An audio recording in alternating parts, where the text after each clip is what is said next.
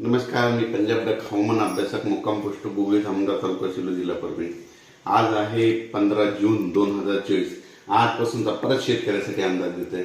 सर्व शेतकऱ्यांना सांगू इच्छितो, शेतकऱ्यांनो, आता म्हणजे आज 15 जून पासून तर जवळपास 23 जून पर्यंत राज्यामध्ये भाग बदलत बदलत पाऊस पडणार। आज या तालुक्यात पडणार, उद्या दुसऱ्या तालुक्यात, परत त्या तालुक्यात, म्हणजे एक दिवस आड पाऊस येणार आहे म्हणून हा अंदाज लागला।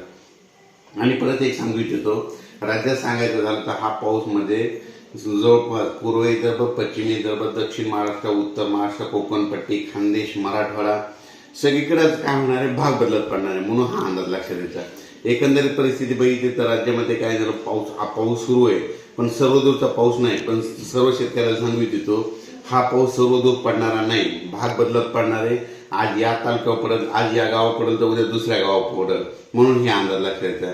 आणि सर्व शेतकऱ्याला सांगू इच्छितो, मग नेमका पाऊस कधी येणार तर तुम्हाला एक सांगू इच्छितो, राज्यामध्ये म्हणजे सांगायचं झालं तर 25 जून पासून म्हणजे 25 ते 30 जूनच्या दरम्यान राज्यात सर्वदूर मोठा मुसळधार पाऊस पडणार आहे म्हणून हे अंदाज लक्षात द्यायचा।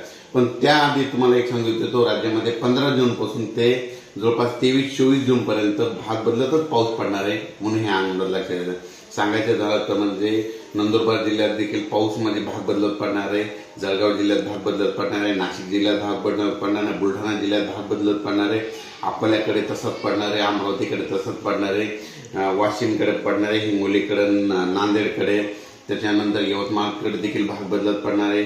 आणि त्याच्यानंतर सांगायचं झालं तर हिंगोली, परभणी, बीड, संभाजीनगर ह्या भागात देखील भाग बदलत पडणार आहे।